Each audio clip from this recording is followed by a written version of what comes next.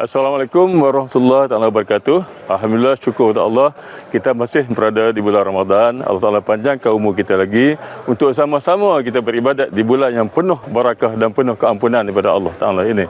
Ya, saya menyeru kepada semua, mari kita memperbanyakkan amal ibadat kita di dalam kita berzikrullah, kita beristighfar, kita memohon ampun kepada Allah, kita berbanyakkan mentadabbur Quran dan seterusnya kita banyak bersedekah kepada yang memerlukan. Jadi, sama-sama kita mengibaratkan bulan yang penuh dengan barakah ini. Wabillahi taufiq wal hidayah. Wassalamualaikum warahmatullahi wabarakatuh.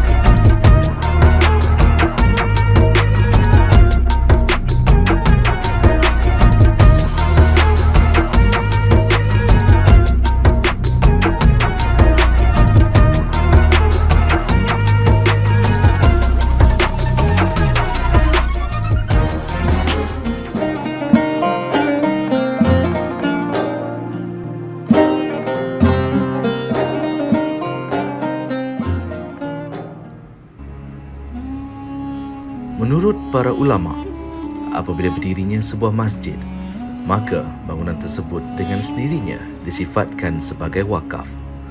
Maka derma atau sedekah yang menghasilkan berdirinya sebuah masjid itu sudah menjadi suatu amal jariah. Pahala suatu amal jariah tidak akan putus, sekalipun orang yang mempunyai amal jariah itu telah meninggal dunia. Perkara ini disebut dengan jelas oleh baginda Rasulullah Sallallahu Alaihi Wasallam dalam sabdanya. Maksudnya, apabila seseorang manusia itu meninggal dunia, maka terputuslah darinya akan amalnya, melainkan 3 perkara, iaitu melainkan sedekah jariah atau ilmu yang dimanfaatkan dengannya, atau anak soleh yang mendoakan untuknya. Hadis riwayat Imam Muslim. Program Jejak Warisan Masjid pada edisi kali ini akan menelusuri sebuah masjid yang dibina atas tekad komuniti setempat, iaitu Masjid An-Nawawi, Bekalan Baru, Pantai Remis, Manjung, Perak.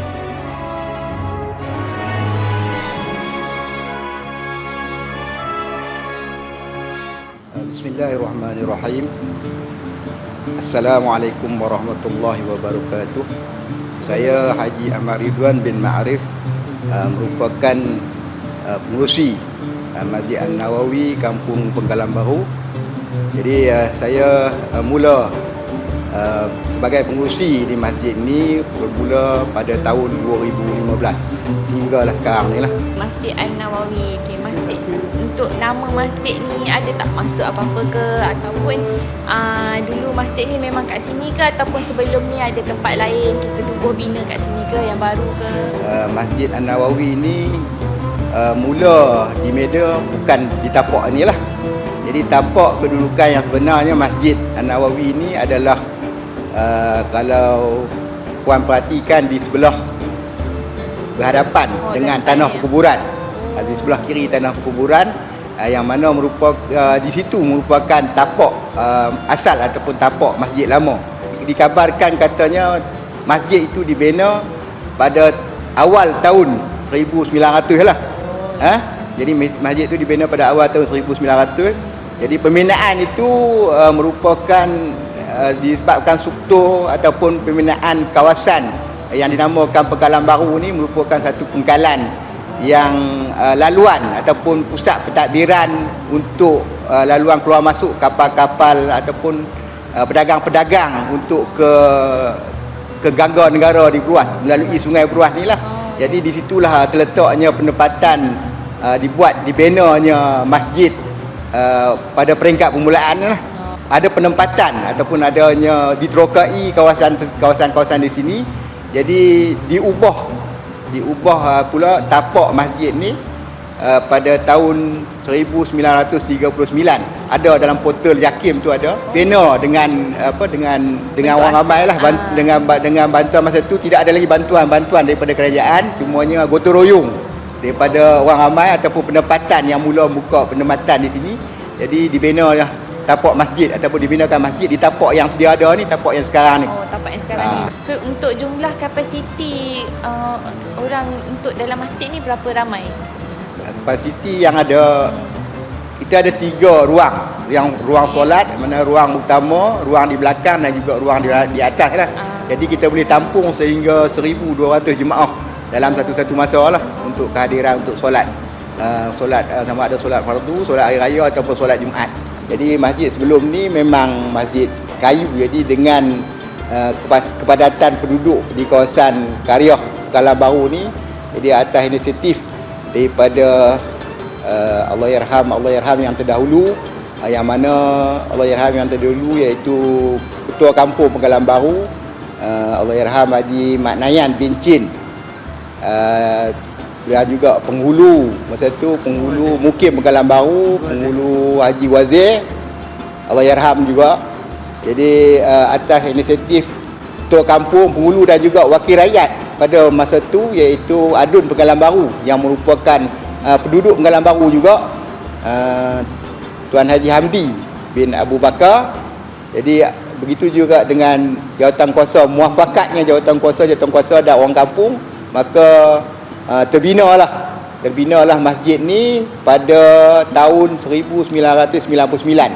Hampir 3 tahun juga baru untuk disiapkan, maknanya siap sepenuhnya pada 2022.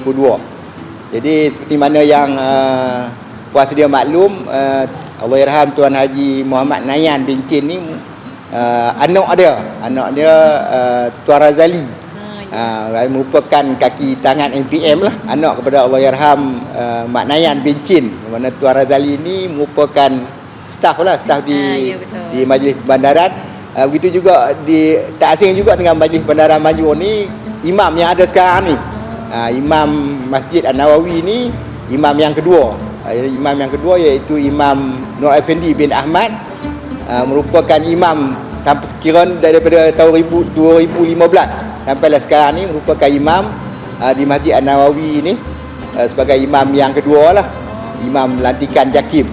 Jadi ada hubung kait lah, ada maknanya kita ada kekaitan daripada staf atau daripada Majlis Bandaran Manjung yang bersama-sama mengimarahkan masjid ni.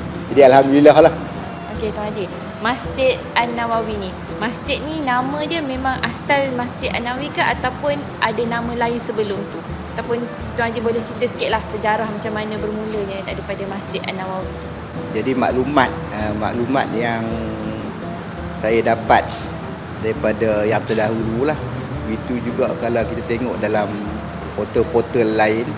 Jadi Masjid An-Nawawi ni, kita yang terdahulu, jemaah ataupun orang yang terdahulu meletakkan nama ni sebab kita sedia maklum, iaitu saya dipahamkanlah Haji Nawawi bin Haji Tahir, merupakan seorang tokoh ulama di negeri Perak.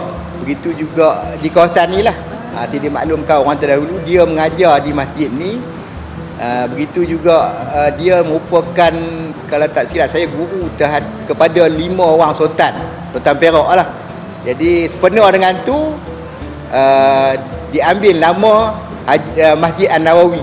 Antara aktiviti Tuan Haji, terutamanya aktiviti sebab ni kita program Ramadan. Okey, terutamanya di bulan Ramadan ni apa aktiviti untuk masjid ni? Untuk muslimin dan juga muslimat lah. Itu aktiviti keagamaan. Begitu juga dengan kita ada buat penyediaan bubur lambuk, ataupun di sini lebih dikenali sebagai kanji lah. Jadi masyarakat tempat ni dia lebih kepada kanji.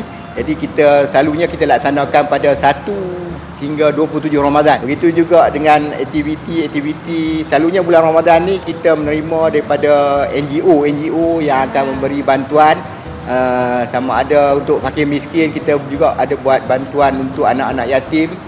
Ada juga NGO yang akan datang lah.